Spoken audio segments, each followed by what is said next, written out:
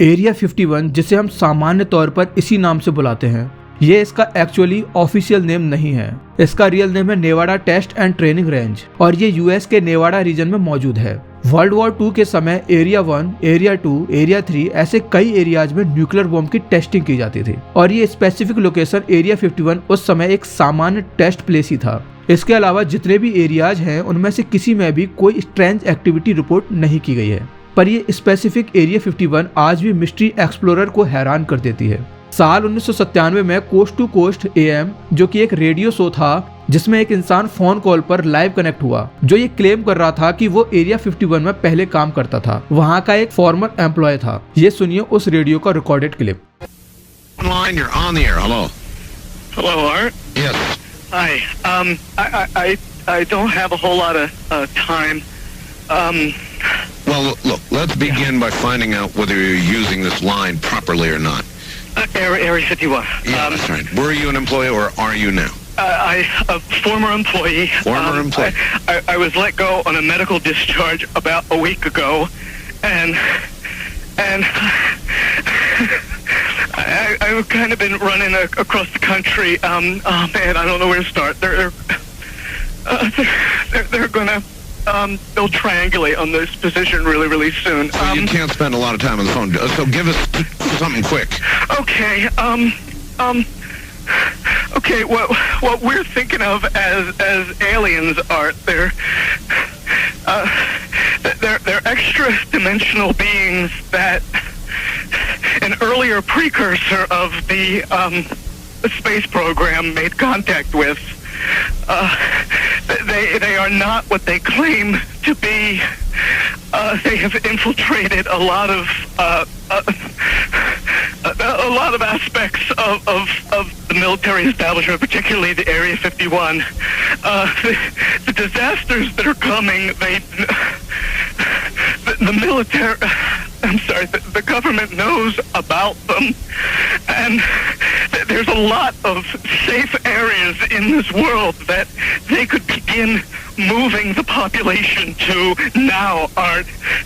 But they're not doing anything. They are not. They want the major population centers wiped out so that the few that are left will be more easily controllable. Discharge.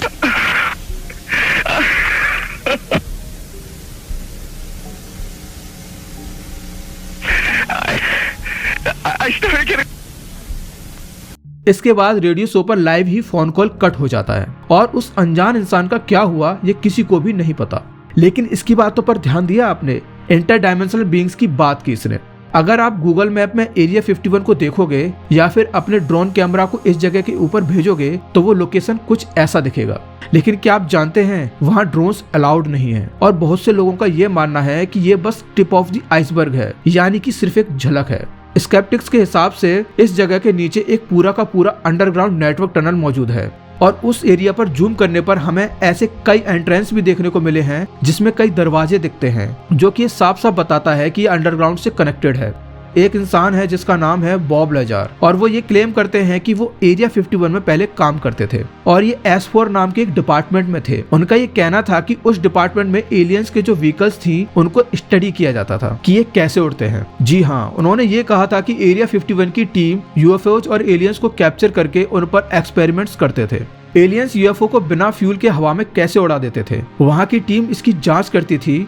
उनके हिसाब से उन्होंने 1989 में ये discover किया था कि aliens के स्पेसक्राफ्ट कैसे काम करते हैं और कई महीनों तक उनकी डिटेल स्टडी भी की थी। उनके हिसाब से एलियंस के स्पेसक्राफ्ट में एक ऐसा मेटल यूज किया जाता था जिसका एटॉमिक वेट है 115, जो कि 1989 के समय अननोन था और वो ऐसा मेटल था जिससे एंटी ग्रेविटी इफेक्ट को क्रिएट किया जाता था। इसलिए एलियंस के स्पेसक्राफ्ट बिना किसी फ्यूल के उड़ सकते थे। इंटरेस्टिंगली एलिमेंट 115 अननपेटियम 2003 में एक्चुअल में डिस्कवर हुआ, मतलब वो एक नॉर्मल मेटल के रूप में दुनिया के सामने आया, साइंस के सामने आया। पर चौंकाने वाली बात यह है कि बॉब लाजार ने इसके बारे में 14 साल पहले 1989 में ही बता दिया था। बॉब लाजार के हिसाब से एक्स्ट्रा टेरेस्ट्रियल्स यानी एलियंस धरती पर हजारों साल से विजिट करते आ रहे हैं और आते रहेंगे। बॉब लाजार के हिसाब से जिस स्पेसक्राफ्ट की जांच उन्होंने अपने हाथों से की थी वो धरती के 40 प्रकाश वर्ष दूर के तारामंडल से आया था।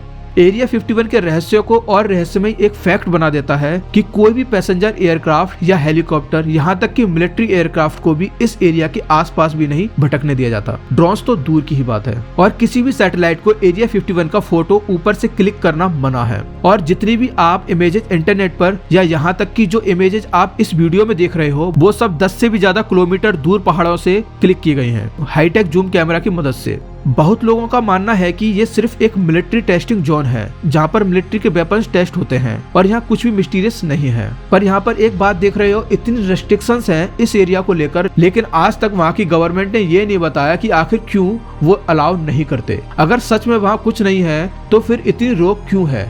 एयरक्राफ्ट अलाउड नहीं है, सैटेलाइट्स लाइव फोटो क्लिक नहीं कर सकते, जनरल पब्लिक का उसके आसपास भटकना भी मना है। और एक फैक्ट ये है कि एरिया 51 को ऑफिशियली एक असल जगह भी डिक्लेयर नहीं किया गया था अंटिल 2013, जब CIA ने पब्लिकली इस जगह के अस्तित्व पर हाँ कहा। रॉबर्ट लाजार नाम का एक व्यक्ति भी एरिया 51 के एनर्जी डिपार्टमेंट में काम करने का दावा करते हैं।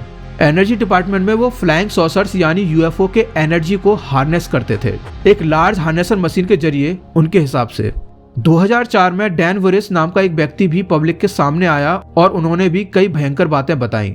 उन्होंने दावा किया कि वो एलियन वायरसेस को एलियन की बॉडी से निकालते थे और उनके हिसाब से उन्होंने एक एलियन से कंप्यूटर लैंग्वेज के जरिए कम्युनिकेट भी किया था, जिस एलियन का नाम था जेरॉड। और एक स्टोरी के हिसाब से वॉली सजा और बॉब फ्रॉस्ट एरिया 51 में काम करते थे और एक दिन उन्हें अचानक इलनेस होने लगी और थ्योरीज के हिसाब से वहां पर कोई बहुत भयंकर एक्सपेरिमेंट्स किए गए थे जिसमें ये दोनों इन्फेक्ट हो गए थे और आखिर में अनफॉर्चुनेटली उनकी मौत भी हो गई थी। बाद में उन दोनों की इस घटना को कवर अप करने की कोशिश की गई, पर उस समय तो एरिया 51 को मिस्टीरियस नहीं माना जाता था, मतलब आम जनता के लिए, लोगों के लिए तो एग्जिस्ट ही नहीं करता था, इसलिए उसे कोर्ट ने भी टाल दिया। लेकिन आखिरकार कुछ सपोर्ट करने वाले डॉक्टर्स ने उन दोनों की बॉडी चेक की एक हाईटेक मेडिकल टेक्नोलॉजी की मदद से, पर डॉक्टर समझा ही नहीं पाए कि आखिर उनके शरीर में क्या हुआ था। जो सब्सटेंसेस उनकी बॉडी में मिला था वो धरती का तो बिल्कुल ही नहीं लग रहा था और आज तक ये मिस्ट्री है कि वो एलियन चीज या वो कौन सा वायरस था जिससे ये दोनों इन्फेक्ट हुए थे और उनकी मौत हो गई थी। कई एनोनिमस लोगों के हिसाब से एरिया 51 में कई ऐसे एलियन टेक्नोलॉजीज यूज होती हैं जो कि पूरी दुनिया में किसी के भी पास नहीं है और सारी टेक्नोलॉजीज उन्हीं एलियन UFO से सीखकर बनी है, जिसके क्रैश मटेरियल को ले जाकर वहाँ स्टडी किया जाता था। एरिया 51 के बारे में कुछ कंफर्म फैक्ट्स उपलब्ध नहीं है। एक चीज जो इस एरिया के बारे में कंफर्म्ड है वो ये कि इस जगह पर वेपन टेस्टिंग और एयरप्लेन की टेस्टिंग होती थी, क्योंकि ये जगह सामान्य जनता से काफी दूर थी और एक सुनसान जगह पर एग्जिस्ट करती थी। इसलिए यहाँ पर कुछ गलत भी हुआ और प्लेन टेस्टिंग फेल भी हुई तो सामान्य जनता को भनक भी नहीं लगेगी और ना ही किसी को चोट पहुंचेगी। और ये पूरा एरिया बड़े बड़े माउंटेन से घिरा हुआ है, मतलब एक perfect location for all the secret experiments. साल 2014 में फेमस वायर्ड मैगजीन ने ये रिपोर्ट किया कि एरिया 51 के सामने एक ऐसे प्लेन को उड़ते हुए देखा गया जो कि अपने टाइम से बहुत ज्यादा एडवांस था टेक्नोलॉजी के मामले में। जिन लोगों ने उसकी साइटिंग की उनके हिसाब से उसमें कलर एडेप्शन टेक्नोलॉजी थी, मतलब वो सराउंडिंग के हिसाब से अपना कलर चेंज कर सकता था। इसका मतलब ये हुआ कि वो गायब हो सकता था और वो हवा में जाएगा पर किसी को दिखेगा नहीं, क्योंकि वो बादल और आसमान का रूप ले लेगा अकॉर्डिंग टू सराउंडिंग। तो इसका मतलब वेपन टेस्टिंग आज भी इस एरिया में जारी है। अगर आप इस जगह पर जाओगे तब आप उस मेन वेस, मतलब जो मेन वेस है एरिया 51 का, उसके क्लोज भी नहीं जा पाओगे, क्योंकि उस मेन वेस से 16 किलोमीटर पहले ही आपको ये वार्निंग बोर्ड दिखेगा कि इस लाइन के आगे मत जाओ और वहाँ पे कई रियल टाइम सिक्योरिटी कैमराज भी लगे हुए हैं और टावर पर बैठे लोग 24/7 यहाँ की देखरेख करते हैं। और जैसा कि मैंने आपको बताया, इस जगह का फोटो क्लिक करना भी मना है, जैसा कि आप इस बोर्ड पर देख सकते हो। और आप यकीन नहीं करोगे कि इस एरिया के चारों तरफ मैग्नेटिक सेंसर्स भी लगे हुए हैं जो कि इस एरिया के आसपास आने वाली सभी व्हीकल्स और एयर व्हीकल्स को सिग्नल देकर रोक देती है और व्हीकल्स की स्पीड को ट्रैक करती है और वह सारी इन्फॉर्मेशन वहाँ की सिक्योरिटी टीम तक जाती है। वहाँ की सिक्योरिटी टीम का एक एक्स गार्ड जिसका नाम था फ्रेड डनहैम, उसने ये रिवील किया था कि उसे ये ऑर्डर मिला था कि अगर कोई भी उस बाउंड्री के आसपास भी दिखे, चाहे वो कोई भी हो, तो उसे गोली मार देना। आपको तो पता ही होगा कि BBC डॉक्यूमेंट्री बनाने में सबसे टॉप कंपनी है, तो ये भी एरिया 51 में घुसकर वहाँ की एक डॉक्यूमेंट्री बनाना चाहते थे और पूरी की पूरी टीम वहाँ गई भी थी। जैसा कि आप अंदाजा लगा सकते हो, उन्हें रोक दिया गया और वहाँ से वापस भेज दिया गया। नहीं, एक्चुअल में इससे बहुत ज्यादा हुआ था। उन सारे मेंबर्स को अरेस्ट करके उन्हें घुटने के बल करीब 3 घंटे तक बिठाकर रखा था, जब तक कि उनके आईडी कार्ड्स के प्रॉपर वेरिफिकेशन नहीं हुए और उन्हें कई डॉलर्स का फाइन भी भरना पड़ा। और एक्सप्लेनेशन मांगने पर एक्सप्लेनेशन कोई नहीं देता, सिर्फ यही बताया जाता है कि वो एक वेपन टेस्टिंग लोकेशन है। पर दुनिया में ऐसी हजारों लोकेशंस हैं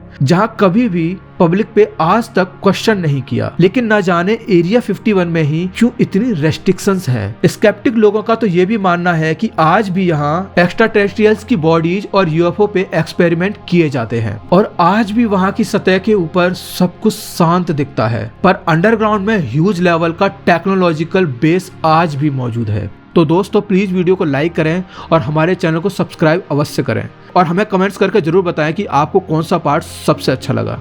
थैंक यू।